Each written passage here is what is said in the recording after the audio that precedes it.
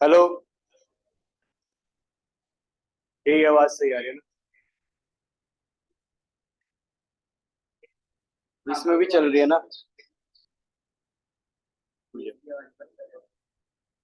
यार अगर इसकी आवाज कम कर दूंगा तो लैपटॉप में रिकॉर्ड हो जाएगा?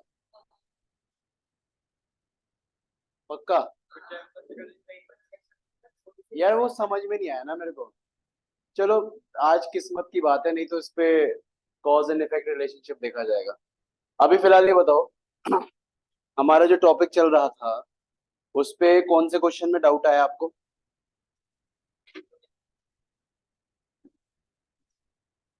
हाँ, कौन से में आया? 16 में आया? 16 वाले क्वेश्चन में डाउट आ रहा है ना? दोबारा बताना है आपको? सबको ही बताएंगे फिर तो दोबारा।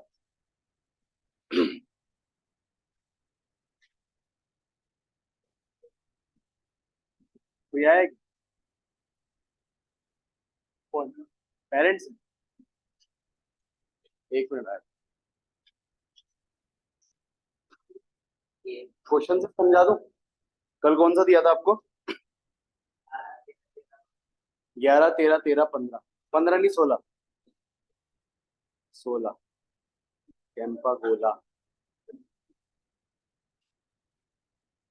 एक थोड़ा अलग क्वेश्चन कराऊं जिससे थोड़ा लेवल अप भी हो, ताकि मैं होमवर्क भी दे सकूं। फिर नहीं तो मंडे को मुलाकात होगी। देखो, एक बार क्विकली रिकैप तो कर ही लो ना। अकाउंटिंग इक्वेशन, जिसमें हमें बार बार क्या प्रूव करना है कि एसेट हमारे किसके बराबर होने चाहिए? लाइबिलिटी और कैपिटल। समझे ना बात? कोई भी ट्रांजेक्शन आ जाए, हर बार आपको यही चीज प्रूव करनी है। इसके आपके चार रूल्स थे। पहले तो आपको हमेशा अकाउंटिंग इक्वेशन याद रखनी है। ये asset is equal to liability plus capital. Second rule था, हर ट्रांजेक्शन के दो एस्पेक्ट होंगे, है ना? दो इम्पैक्ट होंगे, कम से कम दो इम्पैक्ट होंगे, लेकिन तीन भी हो सकते हैं, चार भी हो सकते हैं, फर्क नहीं पड़ता। दोनों साइड फिर भी आपकी क्या होनी चाहिए? मैच। तीसरा था, इनकम और गेन हुआ तो कैपिटल में क्या करोगे? प्लस। एक्सपेंस और लॉस होगा तो कैपिटल में क्या करोगे?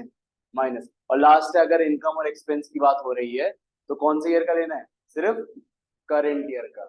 करेंट ईयर मतलब जिस ईयर के अकाउंट्स बना रहे हो। आप देखो ना, अब आपका रिजल्ट आने वाला है सीबीएसई से। अब आपको सीबीएसई वाले जो 10th का रिजल्ट डालने वाले हैं, सीबीएसई आप सबके स्कूल में कॉल करके बोल रहे हैं, अरे जो बच्चे हैं इनके 9th में कैसे नंबर आए थे बताना जरा। वो भी हम ऐड करेंगे, नंबर उसके भी जोड़ेंगे। तो जो ये थोड़ा वो हो जाएगा ना इलॉजिकल बात, यार 9th में तो पढ़े नहीं, 10th में मेहनत करके पढ़े, तो हमारे तो मार्क्स ही खराब हो जाएंगे। इसलिए हमेशा ईयर बाय ईयर रिजल्ट आता है। आपका 10th का रिजल्ट आएगा, फिर इसके बाद 11th आप कर रहे तो इस ईयर के एंड में 11th का आपका रिजल्ट आएगा। 11th की आपकी परफॉर्मेंस मेजर की जाएगी। ऐसे इनकम एक्सपेंस का भी सेम है भाई। अगर आपने पिछले महीने के, पिछले साल के 4 महीने का रेंट नहीं भरा, करेंट ईयर में भर दिया, तो करेंट ईयर का खर्चा होगा या पिछले साल का खर्चा होगा? वही बात होगी। 9th क्लास में मैथ्स में 30 नंबर आए जी, रीटेस्ट दिया, चलो 33 नंबर से पास हो गए। 10th में तुम्हारे आए जी 90 नंबर। अब सीबीएसई वाले कह रहे 10th वाले, अरे बच्चों का एक काम करते हैं यार, एवरेज कर देते हैं, 9 10 का एक साथ देंगे रिजल्ट। 33 प्लस आपके यहाँ पे आ गया इसमें 80, इसका एवरेज कर दिया। फेयर है क्या ये? बोल रहे जी ये 55% ही आई। अरे भाई इस साल मेहनत करी यार तुमने। तो फिर से मेरा सवाल, पिछले साल का 4 महीने का रेंट नहीं दिया, करेंट ईयर आया, करेंट ईयर में उसका रेंट दिया, तो वो खर्चा पिछले साल का माना जाएगा या करेंट ईयर का माना जाएगा? पिछले साल का भाई, करेंट ईयर क्यों कह रहे हो अभी भी? देखो, समझो। देखो, ये आपका भी अभी ईयर कौन सा चल रहा है? Financial year 2024 2000, agree? मैं कह रहा हूं इससे पिछला वाला साल 2023 2024 रहा होगा। अब मैं कह रहा हूं कि इस वाले में 4 महीने का 10,000 पर मंथ के हिसाब से 40,000 रुपए का किराया देना बाकी था, पेंडिंग हो गया। आपने देना था लेकिन दिया नहीं, क्या हो गया? ये पेंडिंग हो गया। हो गया पेंडिंग। अब ये वाला ईयर आया, इस ईयर में आपने लैंडलॉर्ड को 1,60,000 रुपए दिए। कितने दिए? बाद में जाकर पता लगी जी इसमें 40,000 रुपए, 40,000 रुपए 2023-24 का था, और 1,20,000 रुपए, 1,20,000 रुपए आपका 2024 और 25 का था। अब मेरा सवाल, जब आप अकाउंटिंग इक्वेशन करोगे करोगे कैपिटल में 1,20,000 माइनस करोगे या पूरा 1,60,000 माइनस करोगे? सिर्फ 1,20,000, 1,60,000 में भी कोई कह रहा है। लॉजिक समझना, मैं कौन से ईयर का अकाउंट बना रहा हूँ? इस ईयर का। तो कैपिटल भी कौन सी ईयर की देखी जा रही है? इस ईयर की। तो खर्चा भी कौन सी ईयर का माइनस होगा? इस ईयर का। तो ये 40,000 क्यों होगा माइनस? समझे नहीं समझे? 40,000 कौन सी ईयर का है? भले ही पे नहीं करा है तो खर्चा पिछले साल का। आपको मैंने लॉजिकली बताया था ना, देखो लाइबिलिटी 3 रूप से आती है। उधार लिया पैसा, लोन। उधार लिया सामान, क्रेडिटर। उधार करा खर्चा, आउटस्टैंडिंग एक्सपेंसेस। क्या बोलते हैं उसे? आउटस्टैंडिंग। अरे भाई ये पिछले साल उधार करा था खर्चा, तो पिछले साल का आउटस्टैंडिंग एक्सपेंस है, एग्री। और पिछले साल का ये खर्चा भी था, तो पिछले साल का खर्चा ही माना। अब मैं अगर इसे इस साल पे कर रहा हूं तो पता है क्या, इस साल में खर्चा पे नहीं कर रहा बेटा। इस साल में जो पिछले साल उधार चढ़ा था ना, उधार, इस साल मैंने पिछले साल का उधार आउटस्टैंडिंग एक्सपेंस, शॉर्ट में ऐसे लिखते हैं वो ओब्लिक एस, आउटस्टैंडिंग एक्सपेंस चुकाया है मैंने। खर्चा नहीं पे करा मैंने। क्या पे करा है? लाइबिलिटी। क्या पे करी है मैंने? समझे ना बात? ये लॉजिक समझ में आया ना? देखो आया। इसको ऐसे समझो, गुड्स खरीदते हैं, जैसे आपने गुड्स खरीदा, गुड्स खरीद लिया, उसके बाद में पैसा दिया, तो क्या हुआ? स्टॉक में आया, कैश से गया। लेकिन अगर गुड्स खरीदा, पैसा नहीं दिया, लाइबिलिटी में किसका नाम लिखते हो? क्रेडिटर का लिखते हो। क्रेडिटर जुड़ा, आगे जाकर मैं बोलूं कि मैंने ना उस क्रेडिटर को पेमेंट कर दी, तो उसका इस गुड्स से कोई लेना देना है? अब पेमेंट कर रहे हो, आपका वो ट्रांजेक्शन क्रेडिटर को पेमेंट करने वाली है। उसमें ये गुड जो पहले कभी खरीदा था उसका कोई लेना देना, उसका कोई जिक्र करेगा क्या? नहीं। आपका बस मेन मोटिव है लाइबिलिटी को चुकाना, क्रेडिटर को पे करना। इज दैट क्लियर ना? Same goes with this one. इसलिए जो चौथा रूल था ना, वो ये रूल था, only current year transaction are adjusted against capital. Current year की ही इनकम आनी चाहिए भाई, करेंट ईयर का ही एक्सपेंस आना चाहिए, पिछले साल का नहीं। अगर बाय चांस कभी आपने एडवांस पे करा नेक्स्ट ईयर के लिए, तो वो भी no no, big no no. ये दो चीजें नहीं आएंगी, नहीं डील करनी। इसलिए मैं इस पे दोबारा फोकस इसलिए कर रहा हूँ। आज कुछ क्वेश्चन है जिसमें ना ये सारे पॉइंट्स आते हैं, उनको आपको डील करना आना चाहिए, ठीक है? तो यहाँ पे देखना अभी देखो हमने कौन कौन से क्वेश्चन अभी करे। फर्स्ट हो गया था, फिफ्थ हो गया था, सेकंड और थर्ड भी हो गए, फोर्थ हो गया, फोर्थ भी हो गया, सिक्स, सिक्स रहता है, ठीक है, सिक्स हो जाएगा, सिक्स को भी रहने दो। सिक्स के अलावा अभी सेवेंथ देखो पहले। सेवेंथ में है वो पॉइंट जो मैं तुम्हें बताना चाह रहा हूँ, समझाना चाह रहा हूँ। पहले सेवन देख ले बेटा, कल वाले भी उसमें कवर हो ही जाएंगे, ठीक है? सेवन में दो बातें और है ना नहीं समझने वाली। अच्छा आप बनाओगे ना फॉर्मेट थोड़ा वैसे डायगोनल।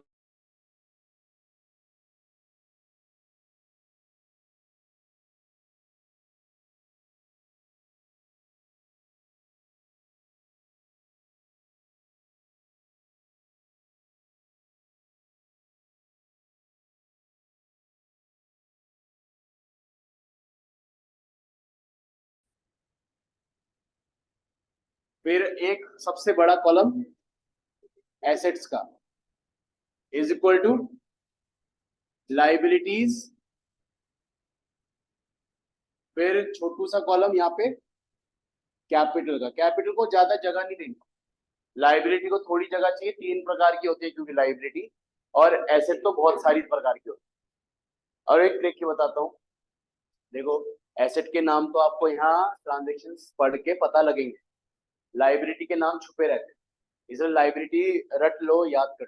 पैसा उधार लिया तो लोन, सामान उधार लिया तो क्रेडिटर, ऐसे, हाँ ऐसे होना। सामान उधार लिया तो क्रेडिटर, और अगर आपने खर्चा करा उधारी पे तो आउटस्टैंडिंग। क्लियर ना बात ये? अब आते हैं।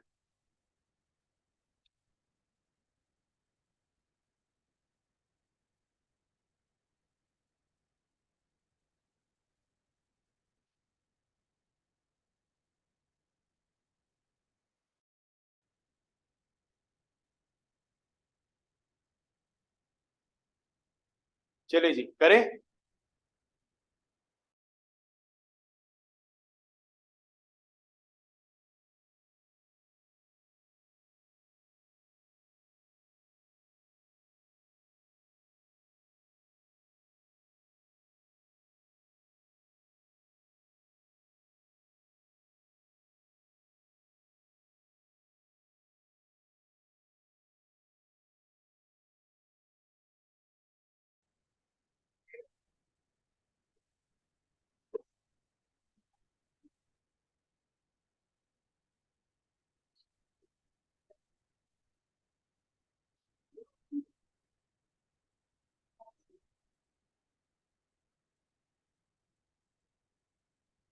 यार ये डायगोनल हो गया।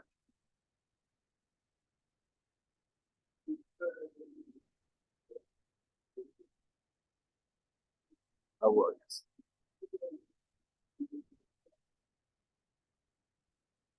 चलिए बच्चों, करें क्या? चलो पहली ट्रांजेक्शन साथ साथ करना। अच्छा, पहले एक लाइन छोड़ देना वो ऐसे के लिए, सेकंड लाइन से लिखना चालू करना, और साथ साथ करेंगे मेरे अब। ठीक है, साथ साथ समझ समझ के। पहली transaction, Harish started business with cash 1,80,000। Simple है, ये तो रट गया होगा आपको। स्टार्टेड बिजनेस, मैं क्या कह रहा हूँ, हर ट्रांजेक्शन में एसेट का नाम तो है। जैसे स्टार्टेड बिजनेस विद कैश, तो कैश क्या है हमारा? एसेट है। तो यहाँ पे कैश का कॉलम खुलेगा, और कितना है यहाँ पे? 1,80,000 रुपए। क्लियर है ना बात ये? फिर इसके बाद ये जो कैश है लाया कौन? ओनर लाया। तो इक्वल टू करके यहाँ पे लिख देना प्लस कैपिटल में 1,80,000। ओनर लाते तो कैपिटल आता है, ठीक है। इसके बाद purchase goods for cash 60 and on credit 30। फिर से दो ट्रांजेक्शन एक साथ आ गई ना। देखो, अगर एक साथ नहीं कर पा रहे तो अलग अलग कर लो, कोई नहीं। बस यहाँ लिखना सेकंड में गुड्स परचेज। ठीक है, गुड्स परचेज लिखना। अब एक एक करके डील करना। पहले 60,000 को करो। इन्होंने कहा ये जो 60,000 का गुड्स है ये कैश में आया, तो एक तो कैश पता लग रहा है, कैश खरीदा तो कैश क्या होगा? जाएगा। तो कैश हो जाएगा माइनस, माइनस वालों को ऐसे ब्रैकेट। और बेटा गुड्स आया ना, गुड्स के लिए क्या वर्ड यूज होता है? तो कैश के बाजू में प्लस करके यहाँ लिखना स्टॉक। कितना है स्टॉक? 60,000। अभी खत्म नहीं हुई, अभी एक हाफ करा। आगे बोला सेम यही, दोबारा खरीदा 30,000 का, फिर से स्टॉक आएगा, तो फिर से स्टॉक में प्लस करना बेटा 30,000। ओके। और इस बार उधार में दिया, क्या बोलेंगे उसे? क्रेडिटर्स। तो लाइबिलिटी में यहाँ पे आ जाएंगे क्रेडिटर्स, प्लस के 30,000 रुपए। क्लियर है? ठीक है। अभी मैं थोड़ा शॉर्ट में कर रहा हूँ, बार बार बैलेंस नहीं निकालूंगा, ठीक है। थोड़ा शॉर्ट में करूंगा ताकि टाइम थोड़ा कम लगे, एक साथ एंड में कैलकुलेशन करेंगे। अभी थोड़ा शॉर्ट में करना, घर पे जब प्रैक्टिस करोगे बैलेंस के साथ करना, ठीक है। अभी शॉर्ट में करेंगे, घर पे साथ में क्यों करने? क्योंकि तुम्हारे स्कूल के टीचर थोड़ा रिस्ट्रिक्ट होते हैं कि भाई आप बैलेंस के साथ साथ निकालते रहो, है ना। साथ कर, चलो आगे वो बोलते हैं, परेशान करते हैं वो। चलो अगला देखो, sold goods for cash 40,000, costing 24। अब ये तू बता, तूने बेटा यहाँ पे थर्ड वाले में गुड्स सोल्ड करा, बताओ क्या करोगे? बताओ। इससे पूछा मैंने, तू बता। माइनस हो बेटा, बेच रही है सामान, आएगा जाएगा। हाँ, 40,000 प्लस होगा, ठीक है, प्लस होगा। और नहीं, पहले सामान भी तो निकालो ना गोडाउन से, कितना कॉस्टिंग? 24,000। कहां से निकालोगे? स्टॉक से माइनस, ऐसे ब्रैकेट में लिखना माइनस को, ठीक है। फिर आपने बताया बिल्कुल कि बाकी जो बचा, 24 का माल 40 में बेचा तो 16 का क्या हुआ? वो कैपिटल में प्लस, वेरी गुड। 16,000 कैपिटल में प्लस, ठीक है। ये भी ट्रांजेक्शन हो रही है, ठीक है। देखो मैच होनी चाहिए हर एक ट्रांजेक्शन, यहाँ मैच यहाँ मैच, ठीक है। फोर्थ फोर्थ में बोला क्या? Rent paid 5,000 and rent outstanding.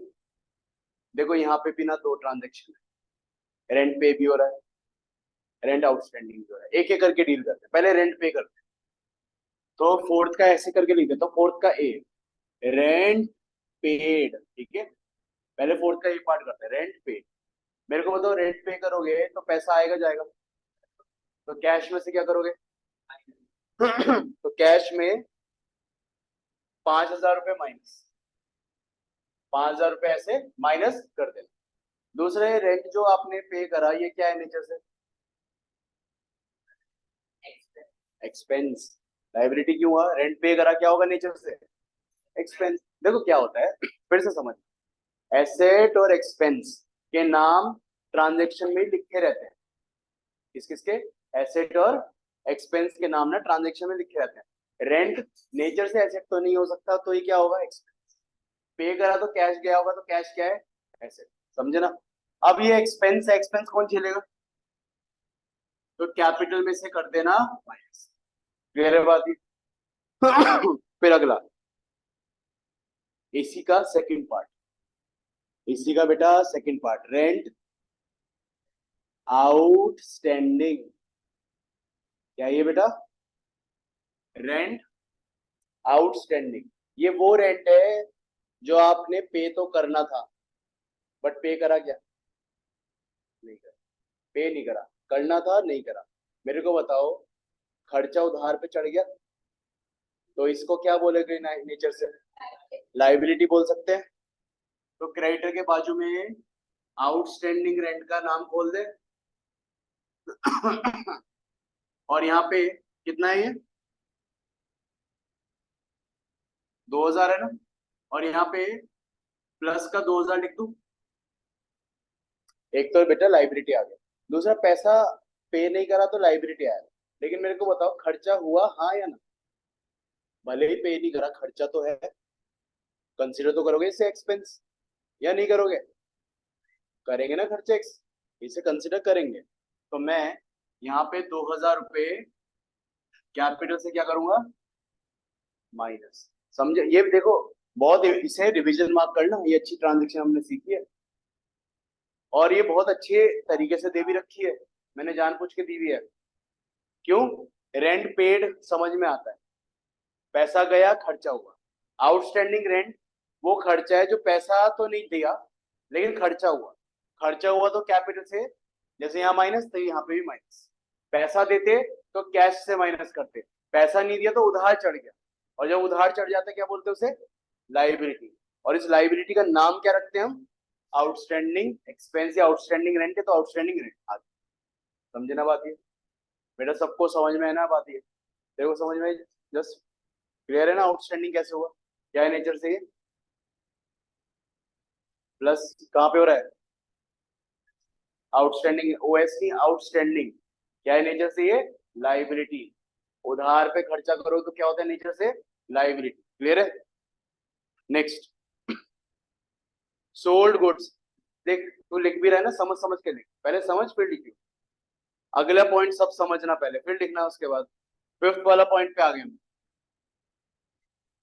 Fifth वाले पॉइंट में यहाँ लिखा है sold goods on credit 50,000 costing 38,000। ये कौन बताएगा? तू बता।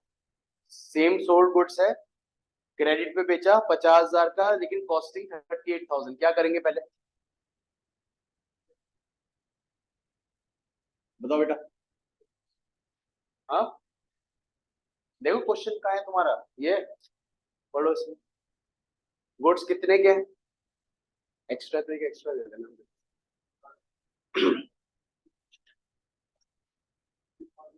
50,000 के बेचे हैं, 50,000 के थे।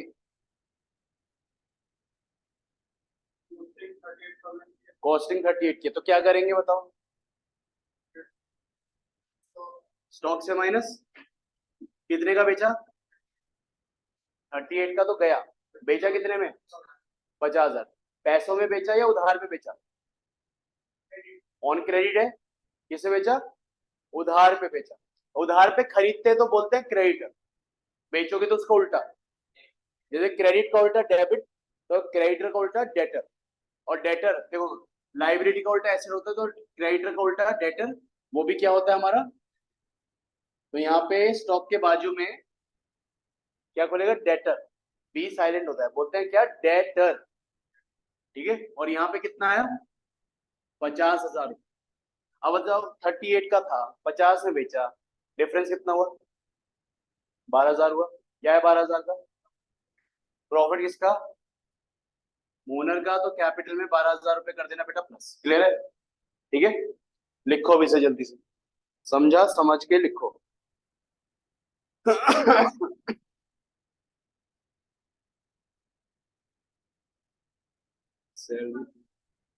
क्या बेटा, बेटा सामान बेचा, सोच अभी, उधार पे बेचा, क्या बोलते हैं उसे, डेटर खोल के, डेटर क्या होता है नेचर से, ऐसे था। उधार पे खरीदते तो क्या होता है, क्रेडिटर, बेचोगे तो क्या होगा, बस डेटर आ गए। 38 का सामान गया, 12 एक्स्ट्रा लेना है, 12 का क्या हुआ, सोच, 38 का सामान 50 में बेचा, 12,000 का गया, प्रॉफिट किसका, बस, ठीक है।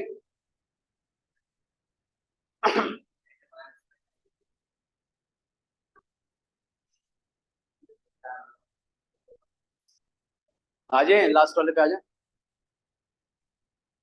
लास्ट वाले को भी ना रिवीजन मार्क करना।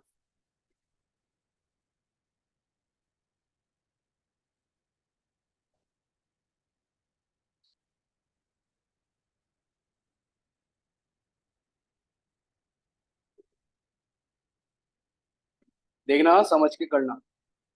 लास्ट वाले में बोला सैलरी पेड इन एडवांस, आपने एडवांस में बेटा सैलरी दी, ठीक है। अब ये वही पॉइंट है जो मैं फोर्थ वाला बार बार आपको ना बताना चाह रहा हूँ। सैलरी किसे देते हैं, ओनर को, एम्प्लॉइज किसके देते हैं, एम्प्लॉइज। अब मेरे को बताओ, ये एडवांस सैलरी का प्रचलन क्या है, अगर आपका ये एक ईयर चल रहा है, ये एक ईयर है, 1 अप्रैल 2024 से लेकर 31 मार्च 25 तक चल रहा है ना। अब एक एम्प्लॉय है, उसका नाम है चिंटू, क्या नाम है इसका, बहुत मेहनती बंदा है, बहुत ज्यादा मेहनती। चिंटू को हर महीने पता है कितनी तनख्वाह मिलती है, 1 लाख रुपए पर मंथ, कितनी तनख्वाह मिलती है।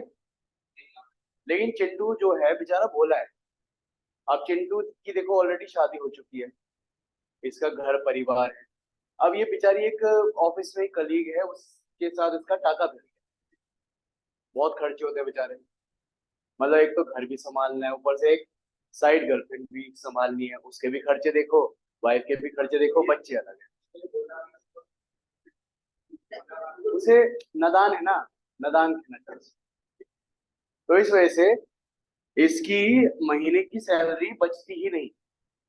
अब कायदे से देखा जाए, इसको 12 लाख रुपए साल का मिलता है, इतने खर्चे होते हैं, इसके खर्चे हो गए इस साल, मान लो 15 लाख रुपए, कितने खर्चे हो गए, कमाई 12 लाख, खर्च कर दे रहा 15 लाख।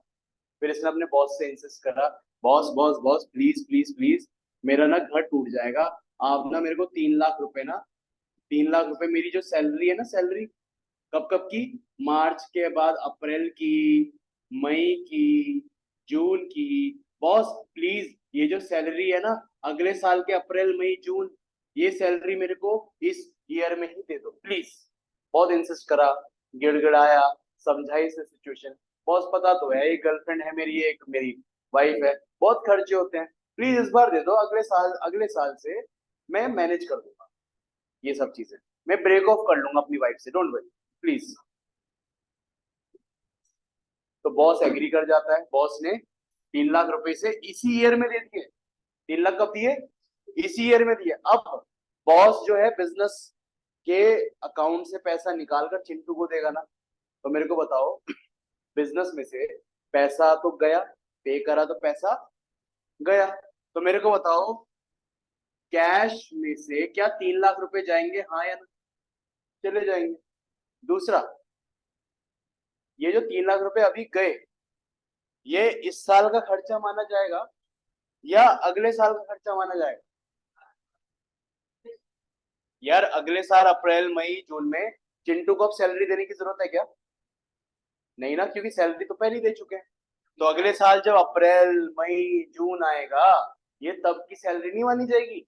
भले ही पैसा अभी दिया, लेकिन काम तो इससे अप्रैल में, मई में, जून में कराया जाएगा, नहीं कराया जाएगा, हाँ या ना? तो मेरे को बताओ, ये जो 3 लाख रुपए इसने अभी पे करा, कैश से गया, ये खर्चा है क्या मेरा 24-25 का? ये नेक्स्ट ईयर का ही खर्चा माने इसे, 24-25 का माने? 25, अब ये देख क्लियर है कॉन्सेप्ट में, 24-25 का कैसे माने बेटा? 25-26 का मानेंगे। क्यों 25-26 का मानेंगे? बिकॉज इस ईयर तो आपने दे दिया इसे भाई को एडवांस, दे दिया एडवांस।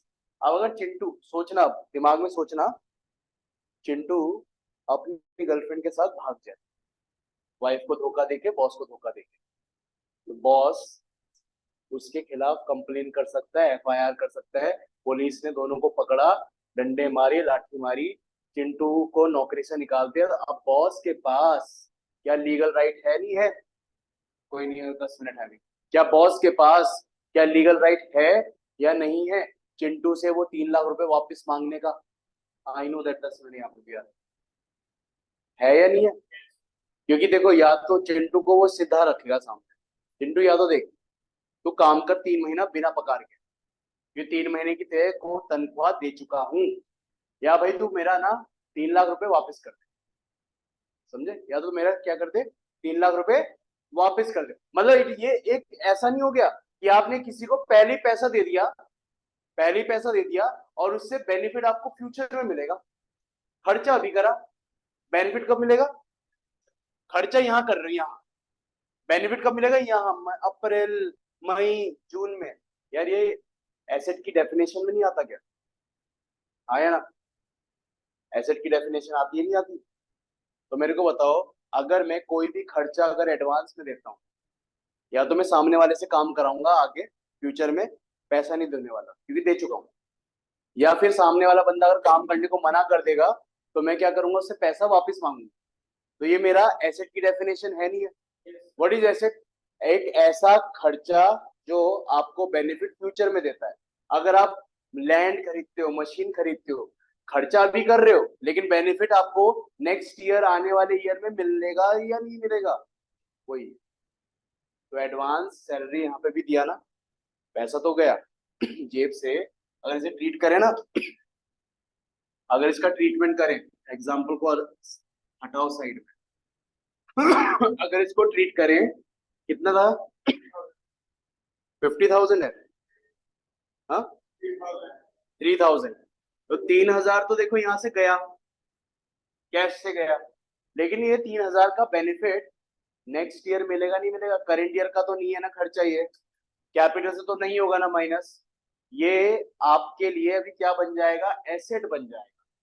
तो ये यहाँ पे एडवांस या प्रीपेड भी बोल सकते हो, प्रीपेड भी कह सकते हैं बेटा, प्रीपेड सैलरी के नाम से 3,000 यहाँ पे क्या कर सकते हो आप, प्लस। देखो मोबाइल में दो तरह के रिचार्ज होते हैं, प्रीपेड और प्रीपेड की खास बात क्या होती है? पहली रिचार्ज कराया, बेनिफिट नेक्स्ट 30 डेज या 90 डेज, 84 डेज, जो भी उनका वैलिडिटी है तब तक मिलेगा। और रिचार्ज कराने की जरूरत है क्या? हर दिन रिचार्ज कराने की जरूरत है क्या? अभी कराओ, बेनिफिट अगले 84 डेज तक पाओ। एसेट है, नहीं है?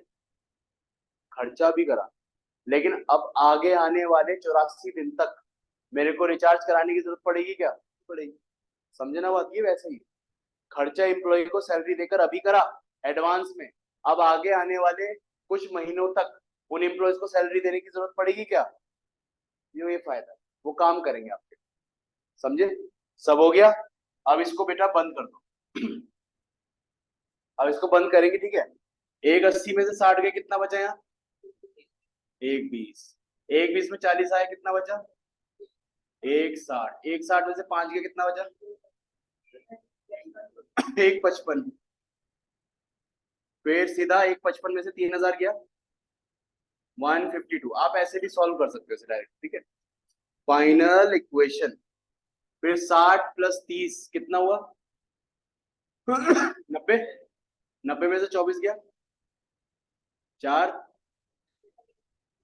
76, 66। 66। फिर यहाँ तो कुछ नहीं हुआ, फिर 38 गया सीधा, 30 गया, 36, 8 गया, 28। फिर यहाँ कुछ नहीं हुआ, सीधा यही वैल्यू आएगी यहाँ, 28,000। डेटर में कुछ भी नहीं हो रहा है, डेटर एज इट इज 50,000 रुपए। प्रीपेड सैलरी में कुछ नहीं हो रहा है, prepaid salary as it is 3,000 रुपए। फिर यहाँ पे क्रेडिटर में कुछ नहीं हुआ जी, creditor as it is 30,000 rupees. Outstanding rent में कुछ नहीं हुआ, एज इट इज 2,000 रुपए। और कैपिटल में यहां से करो, 180 प्लस 16 196, -5 191, -2 189, प्लस 12 2,01,000। अरे 2,01,000। यहाँ कुछ नहीं हुआ तो यहाँ पे भी एज इट इज 2,01,000। अरे 1,000। अच्छा टोटल बता रहे हो क्या? इनका टोटल 233 होना चाहिए, और इधर भी 233 ही आएगा। दोनों साइड मैच होगी, ऐसे कान पकड़ जाएगा। समझे कैसे होना ये?